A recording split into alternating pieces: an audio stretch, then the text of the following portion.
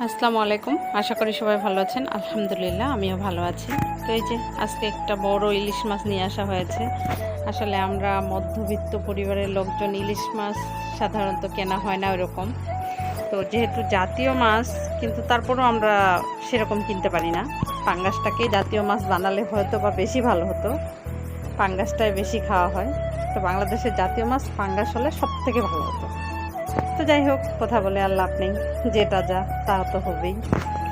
তো এই যে মাছটা প্রথমে আমি আঁশগুলা তুলে নিলাম, তারপরে এখন কেটে নিচ্ছি। তো আমি ইলিশ মাছটা আজকে তেল ঝাল রান্না করব। তো যেভাবে আমার মা, নানি, দাদি রান্না করতো ঠিক আমি সেভাবেই রান্না করব আজকের ইলিশ মাছটা। নতুনভাবে কোনো কিছু দিয়ে রান্না করব না। এখানে আমি সরষে বাটাও দিব না,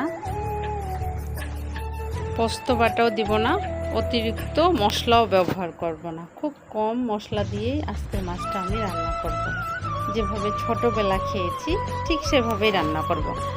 আর এইভাবে রান্না করলে স্বাদে গন্ধে খুব সুন্দর লাগে। তো এই যে আমার মাছগুলো পিস করে নেওয়া হয়ে গেছে। তো আমি পেটের মধ্যে ডিমগুলো রেখে দিয়েছি। তো প্রথমে আমি কড়াইতে তেল দিয়ে দিলাম, তারপরে দিলাম পেঁয়াজ। তো আমি পেঁয়াজটা লাল করে একটু ভেজে নেব। আমি কিন্তু মাছ ভাজবো না, আজকে সম্পূর্ণ কাঁচা মাছ রান্না করব, কিন্তু পেঁয়াজ মশলা একটু কষিয়ে নেব। তো এই যে আমার লাল হয়ে গেছে, এখন আমি দিলাম রসুন বাটা, তারপরে দিলাম হলুদের গুঁড়া, মরিচের গুঁড়া, লবণ, জিরার গুঁড়া দিয়ে একটু কষিয়ে নেব, যেন পেঁয়াজটা সম্পূর্ণ মিলিয়ে যায়, গোটা না থাকে।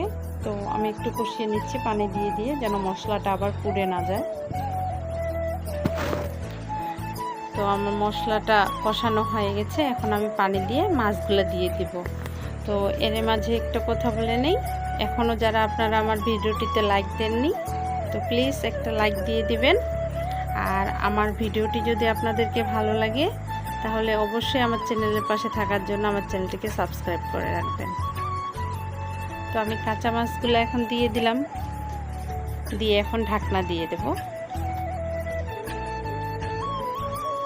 এই যে আমার ঝোলটা মোটামুটি শুকিয়ে আসছে, আর মাছটাও কিন্তু সেদ্ধ হয়ে যাবে।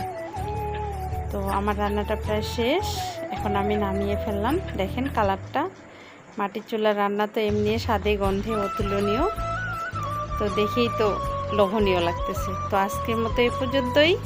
সবাই ভালো থাকবেন, সুস্থ থাকবেন। আল্লাহ হাফেজ।